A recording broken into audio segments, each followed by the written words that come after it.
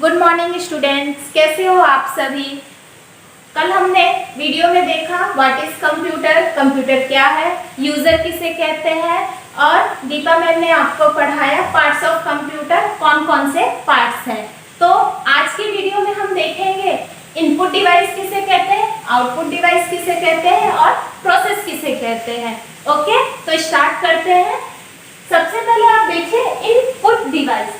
तो input device का मतलब ही क्या होता है, इनपुट करना। ओके, तो इनपुट डिवाइस वो डिवाइस होता है जो हमारे आदेश और निर्देश को कंप्यूटर के सीपीयू तक पहुंचाता है। इनपुट डिवाइस वो डिवाइस होता है जो हमारे आदेश और निर्देश को कंप्यूटर तक पहुंचाता है, वो इनपुट डिवाइस कहलाता है। ओके, उसके बाद नेक्स्ट टॉपिक है डिवाइस कंप्यूटर का कमांड भी कहा जाता है। डिवाइस को कंप्यूटर का कमांड भी कहा जाता है। इनपुट का मतलब नाम सुनकर ही आपको पता चल गया होगा कि इनपुट का मतलब होता है कुछ इनपुट करना।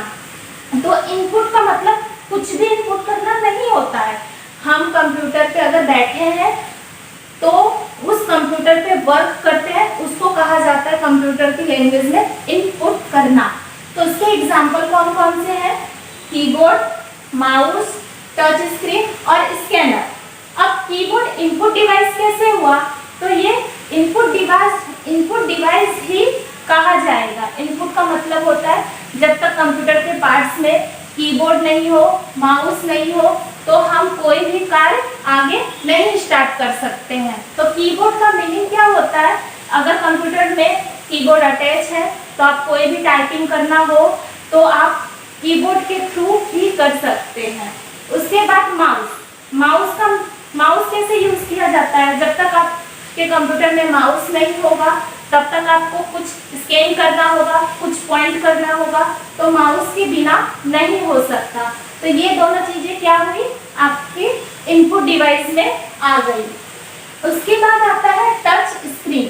टच स्क्रीन का मतलब क्या होता है, किसी भी चीजों को हम टच करें, टाइप नहीं, टच करें, वो चीजें टच स्क्रीन कही जाती है। आप सभी तो अच्छे से जानते होंगे कि टच स्क्रीन क्या है।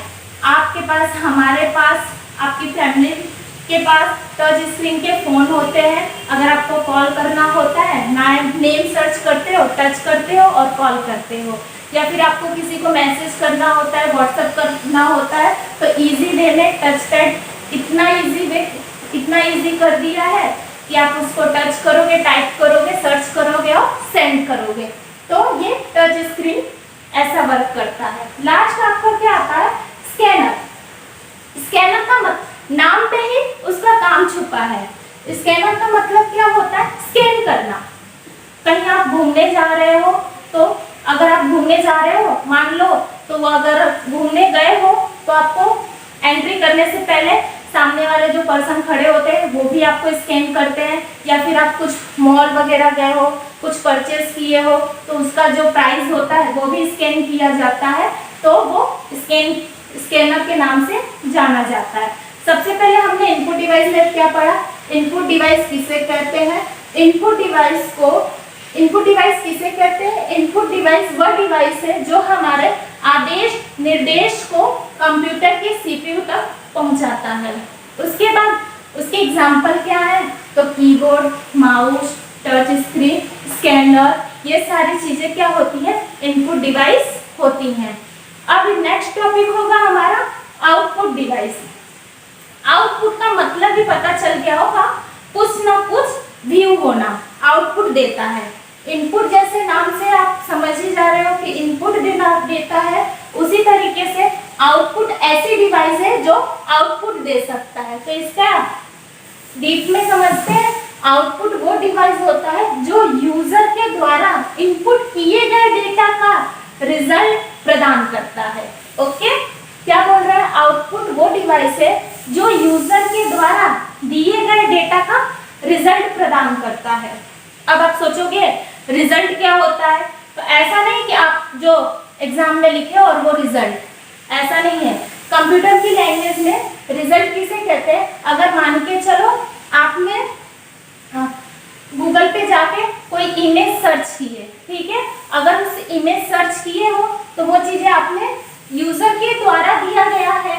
तो यूजर क्या दे रहा है, किसी इमेज को सर्च कर रहा है और सामने से कंप्यूटर में क्या आ रहा है, आपको वो इमेज सर्च होकर व्यू हो रहा है, तो वो रिजल्ट प्रदान कर रहा है। तो वो चीजें क्या होती हैं, यूजर अगर कोई भी चीजें सर्च कर रहा है और कंप्यूटर आपको सर्च करके वो इमेज डिस्प्ले पे ला रहा है, वो रिजल्ट दे रहा है, उसको कहते हैं रिजल्ट प्रदान करना। एग्जाम्पल के रूप में प्रोजेक्टर हुआ, साउंड स्पीकर हुआ, मॉनिटर हुआ।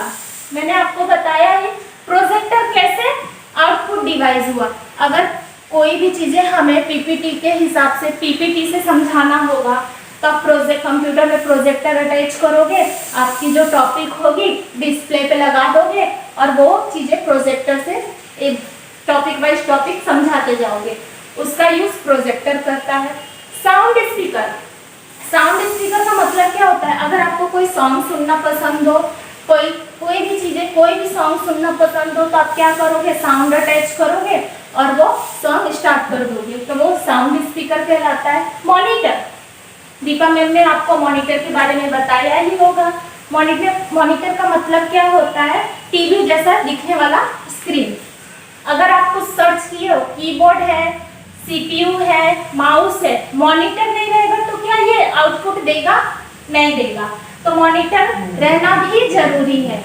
तो मॉनिटर रहेगा, अगर आप कोई भी चीजें सर्च किए हो या टाइप किए हो तो वो डिस्प्ले पे आ रहा है, तो वो चीजें मॉनिटर काम करता है डिस्प्ले पे। ओके, नेक्स्ट टॉपिक होगी हमारी प्रोसेसिंग। तो इसके बाद मैं स्टार्ट करती हूँ।